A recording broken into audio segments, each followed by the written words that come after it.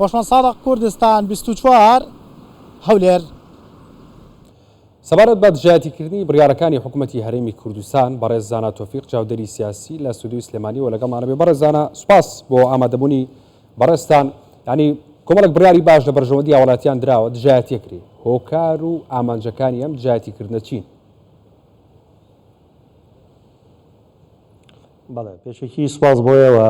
بە پێویستی شێزانم و بە دەرفەتی شێزانم پیرۆزبایەکی گەرم ئاڕاستی براکریستیانەکان بکەم بە بۆنەی ڕۆژی قیامی حەزرەتی مەسیحەوە. بەڵێ دەبان لە دوای ئەو بڕیارە گرنگەی کە بەڕێز سەرۆکی ئەنجومەنی وەزیران کاک مەسعود بەرزانی دەدی کرد سەبارەت بە چاکەی گشتی یا ئەگەر باشتر بڵێم سەبارەت بە بەرژەوەندی گشتی لە دوای ئەو قەیرانە با بڵێن اقتصادیە یاخود دارایی کە لەلایەن حکوومەتی فیدراالیەوە خراوەستە سەر هەرێمی کوردستان و هەوڵدان بۆ ئەوەی کە پێگەی حکوومەتی هەرێمی کوردستان لاواز بکرێ بۆیە باشترین وەڵامدانەوەی هەم خەڵکی کوردستان هەم کابینەی نوێ هەم سەرۆکی ئەنجومەنی وەزیرانەوە بوو کە هەتا ئێستا ئیرادی خەڵکی کوردستان بەهێزە و حکوومەتی هەرێمی کوردستان خەمخۆری خەڵکی کوردستانە و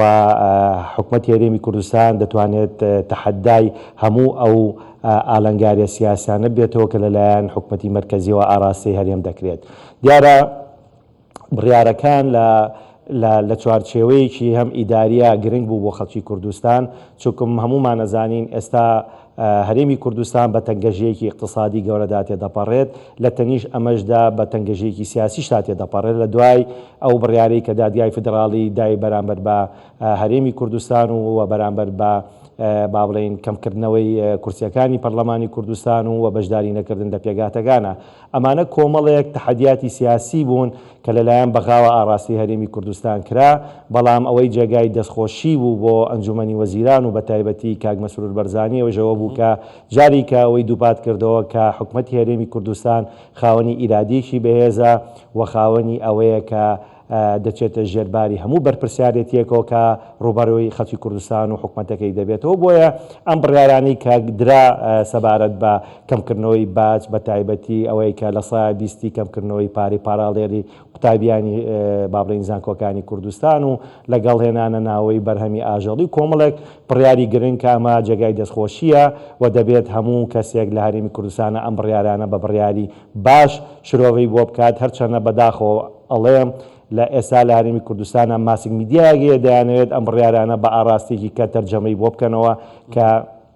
لای من بە قەناعەتی من بە قەناعەتی سیاسی و هەم قانونی منیژەوەیە کە وەکو کوردەڵێ بەری خۆر بە بێژنگ ناگیرێت. ئەم بڕیارە بڕیارێکی گرنگەوە جێگای ستایشە و داواکاریشم من هەم وەکو هاوڵاتیەک لە هەرێمی کوردستان و هەمووەک چاودێرێکی سیاسی و پارێزەرێکیش کۆمەڵە بڕیاری تریشی بەدوادا بێت تا بتوانین خەڵکی کوردستان لەو بارگرانی کە لەسەر شانی خەڵکی کوردستانە کەمتر بکرێتەوە. کەکسانە gelek şirovekar dibêjin dilên ku dijayetî biryarê hikûmetî Herêmê Kurdistan taybet Serokvezîr Mesrûr Barzanî xwe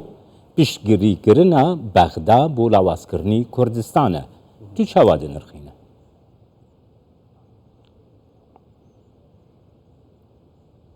بەڵێ خۆی واقعێگە من حەزەکەم ئەگەر کاتم بیتێ تۆزێک بە تەفسیلتر باسیەم بابەتە بکەم چونکە من بابەتە لانێ بەشێکی پەیوەندی بەکارەکەی منەوە بێ وەکو کەسێکی قانونی وەکو پارێزەرێک لە تەنیش کاری سیاسی خۆمدا لە هەموو دنیادا بە تایبەتی لە وڵاتانەی کە سیستەمەکە سیستەمێکی فدراڵیە دادگای فیدراڵی کاتێک کە دروست دەکرێت لە ناو دەستوری ئەو وڵاتانەدا کە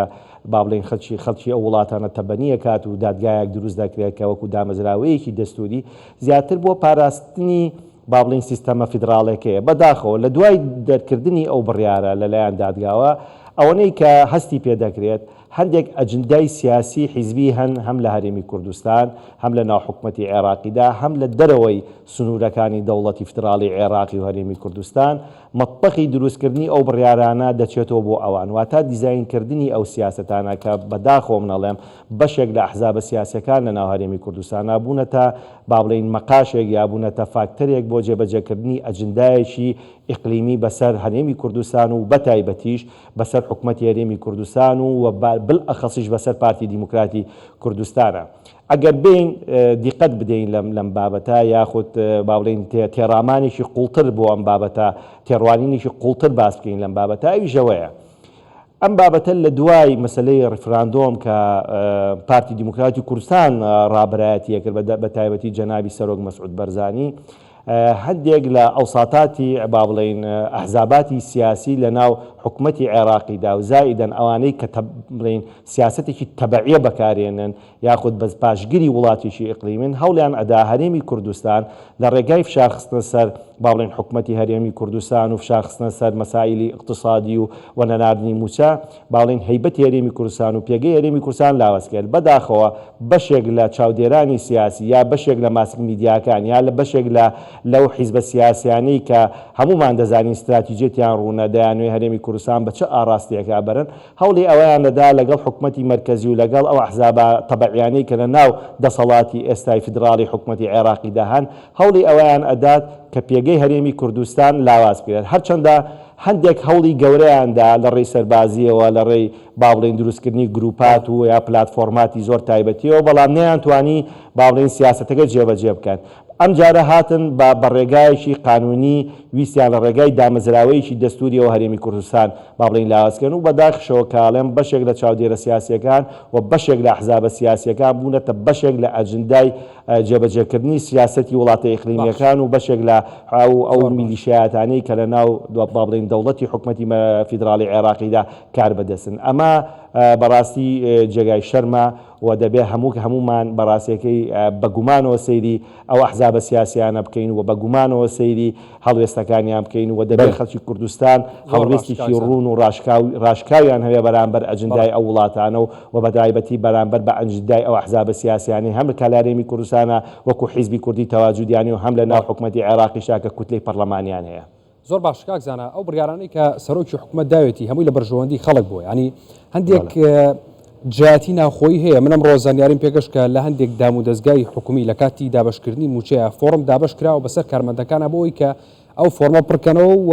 هەژماری من ڕەتکەنەوە لە کاتێکە ئەم هەژماری من لە بەرژەوەندی هاوڵاتیانە ئەم جیاتیە ناوخۆیانە کێ لی سوودمەند دەبێت و بۆ چی هەیە لە کاتێک ئەگەر حکوومەتەکە سەرکەوتو بێ حکوومەتی هەموو لایەنەکانە لایەنەکەتی بەشدارە سێلایەنەکە بەبەستە بەڵێ بەداخەوە ئێستا واقعێک هەیە لە هەرێمی کوردستانە دوو بەرە هەیە بەرەیەکیان بەرەی بەرگریکردنە لە قوارەی هەرێمی کوردستان بەرەیەکی کەشیان بەرگریکردنە لە سیاسەتێکی تەبعی من ناو سیاسەتێکی تەبعی ئەگەر باشتیش بڵێم یعنی ئەمڕۆ وتارێکی برای بەڕێزم کاگازاد ژندیانیم خوێنەوە کە زۆر بە باشی و بە جوانی شرۆڤەی کردووە دەڵێت ئەو ئەحزابە سیاسیانەی کە لە ناو هەرێمی کوردستان بوونەتە بەشێک لە ئەجندای حکومەتی مرکزی دەیانەوێت با بڵێن سیستەمێکی فیدراڵی کارتۆنی وەکەوەی لە کاتی سەدام مابۆی پیانەوە حکمی ذاتی کارتۆنی ئەیانوێت سیستەمێکی وا هەبێت ئێستا ئێمە لە دوو بەرەیان بەرەیەکیان بەداخەوە بڵێن سلێمانی و ئەو مەنتیقانەی کاکێتە ژێر نفوسی یەکێتی نیشتمانی کوردستان و هەنێ ئەحزابی ترەوە کە لێرە تەواجودیانەیە ئەوانە دەیانەوێت بە جۆرێک لە جۆرەکان جیاتیشی گەورە دەربڕن بۆ ئەوەی کە پارتی دیموکراتی کوردستان هەڵوێستێکی گرنگی دەربڕیەوە سەبارەت بە هەڵبژاردن و سەبارەت بە بڕیارەکانی دادگای فیدراڵی سەبارەت بە نەناردنی موچە سەبارەت بە تەڵتینکردنی باڵین موچەی فەرمانبەران